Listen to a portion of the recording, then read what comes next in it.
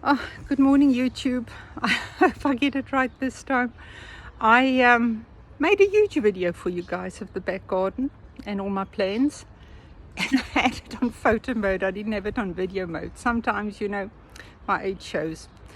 Anyway, so I've told you guys that I compost in place. I try to use the resources I have. I try not to spend too much money, and you'll see examples of this on this garden tour.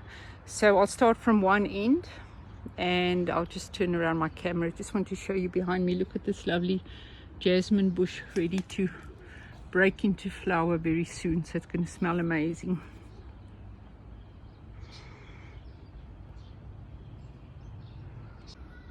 Okay guys, so I asked a garden services guy I saw next to the road for leaves. My plan is to take as many leaves as I can get, because I just don't want to buy wood chip mulch because it's an expense and I'm trying to save wherever I can. And yeah, some of my starts. I know this is maize, it should be planted. We'll get around to it.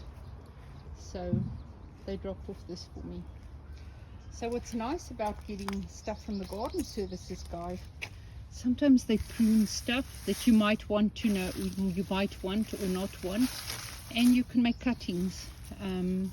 Sometimes it's really a lot of rubbish, other times it's, well, rubbish that becomes gold because you plant it in your garden, you put it in your garden for soil, it eventually forms soil.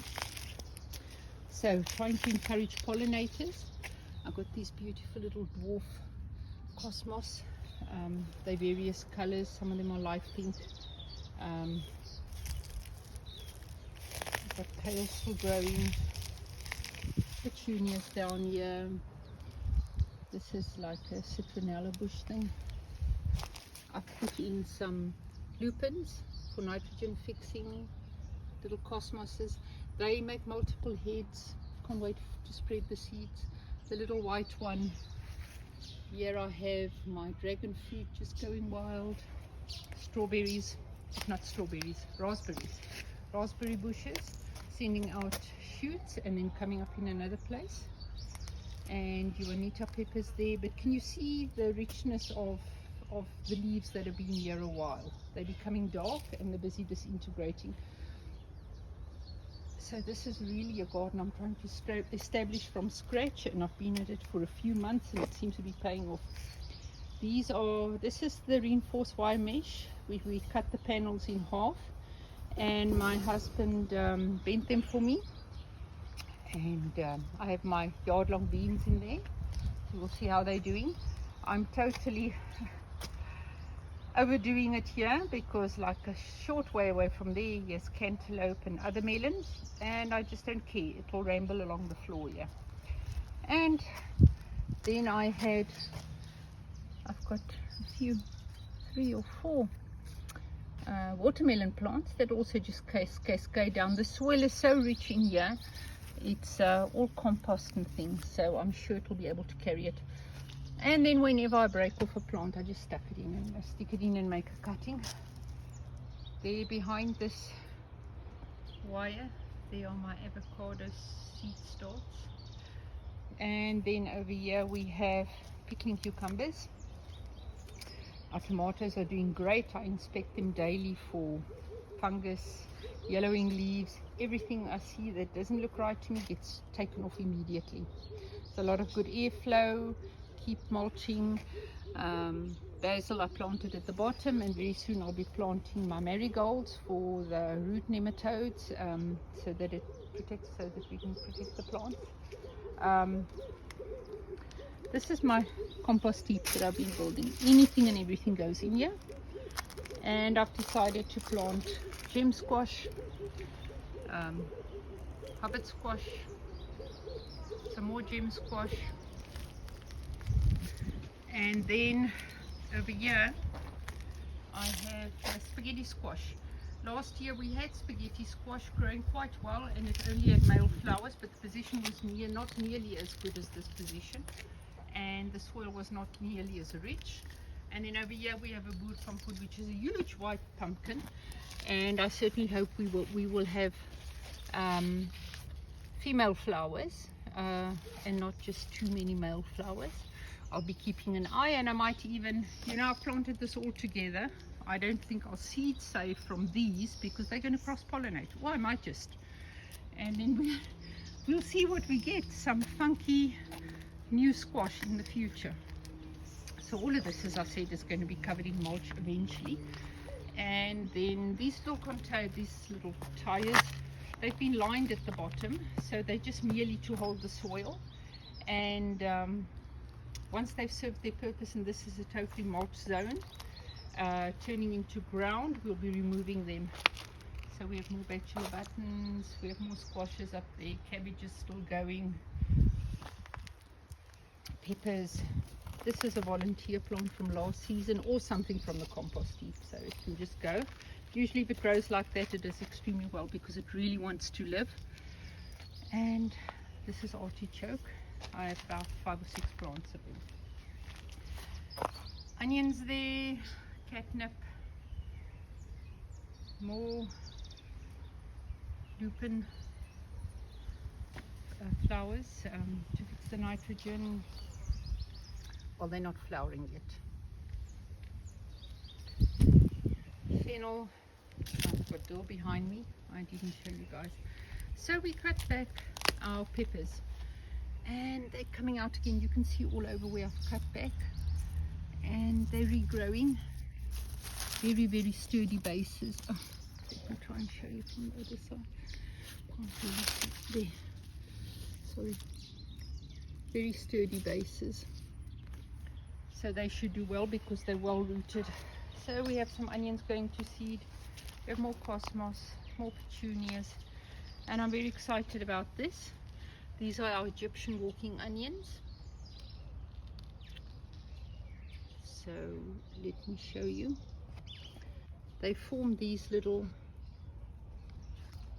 bulbs over here, and then they make little onions. So this gets heavy, it falls over, touches the ground, roots, and continues to do the same. So that's why they say it's a walking onion. Once you have these, you'll always have onions. They get about the size of big shallots. So not huge onions, but you'll always have onions. And these are my rows of some of my garlic. So I found that if the garlic's not ready, if you take these shoots, it's great. You can cut it up and it adds a garlic flavor to your food. As a ground covering on various places, I've put down oregano, and it's doing well. Red leaf sorrel as well. Then what we have here is just a frame to support my sweet peas, because I want to save their seeds. Then I put in 3 stakes over here, just little dowel, thick dowel sticks. Just threaded some light string through, and added my runner beans. This is old sleepers from the railways, old brickside lying around, so that's it. Here's kale that I uprooted, that's composting in place. The more we work on it, the better it goes. Pepper plants, well, the Juanita pepper, more flowers. Strawberries, I added that Miracle Grow, and it seems to be paying off. We have so many strawberries. The moringa tree is doing well. I just wish these pods would actually mature now so that I can pick them. They're going to be all dry.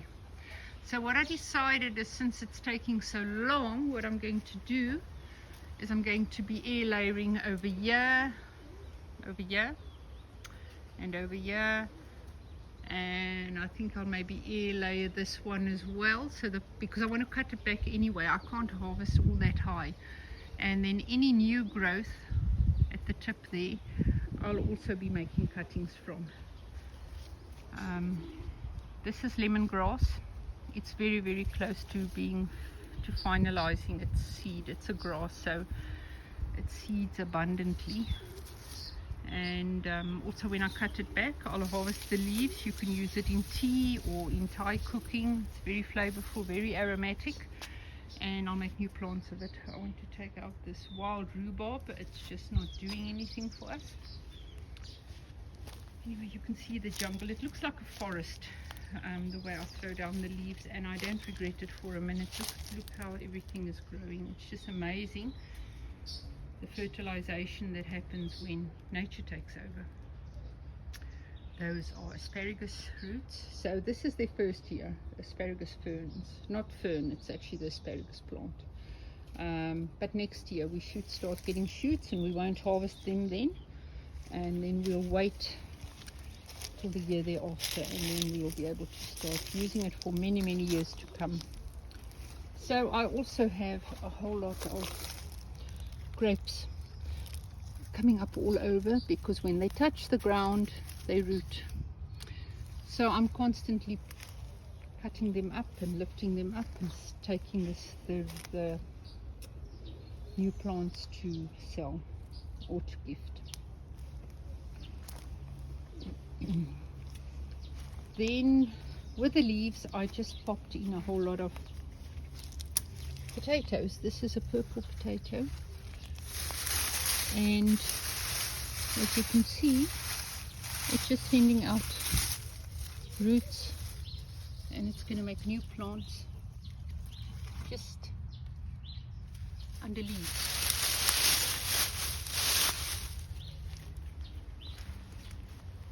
Also potato plants. And I actually watched a YouTube video yesterday, and they said that you should, I always thought you'd let the plant flower and then die back, and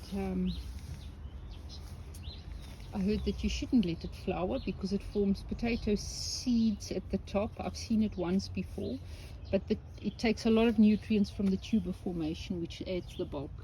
So this one was just planted in a box. Can you see? There's the box. The box is disintegrating. My potatoes are carrying on. So even if you have awful soil, you can still garden. This is comfrey. Little piece I took out from a neighbor, and it's doing extremely well. I'm throwing nasturtiums up there.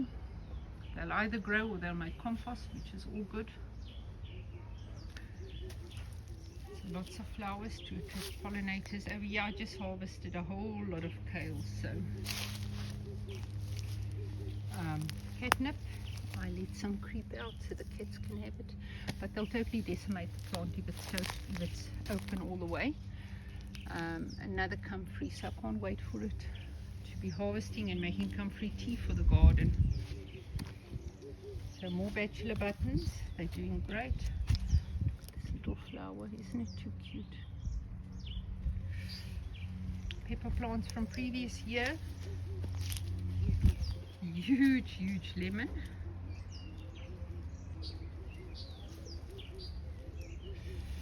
And then I popped in very closely spaced purple champion runner beans, and they on this reinforced wire mesh that my husband just bent for me. It was a very cheap project and very quick and easy. So more catnip and calendula,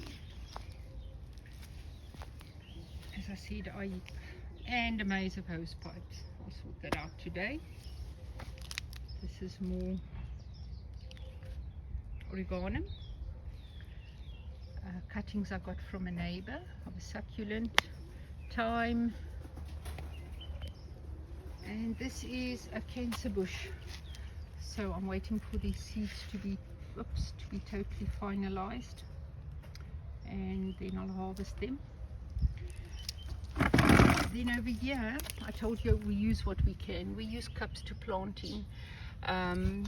This is a milk bottle, plastic milk bottle. So we cut the top off, so we plant in there, and then I use the bottom, it's open, and pop seeds in. I just contain them like this. This is the Telegraph cucumber plant. So when the seeds have germinated, you just take it, you pop it out, and don't put it in its permanent position. Lots of little cherry tomatoes. As you can see from the leaves, there's different colors of them. So this is the back garden, and that is absolutely the future. My new soil that's on the way. I'll just have to take out all the bottles and stuff, but I'm sure you guys can see the potential. You really don't need to let resources hold you back. And even if you have the resources, why would you spend money on stuff that you can get for free? And most of the garden services have to pay to go and dump their leaves, so it's a solution for them as well. So guys, thanks for hanging out with me in the garden. I really do so appreciate it. It means the world to me that I can help someone and get suggestions from you guys as well. If you have any more ideas on frugal gardening, DIY gardening, and about interesting things or rare varieties, I'd love to hear it. Please comment below, and I hope to see you in the next video. So this is Martiak saying bye for now. Please like and subscribe. It would really help out our channel.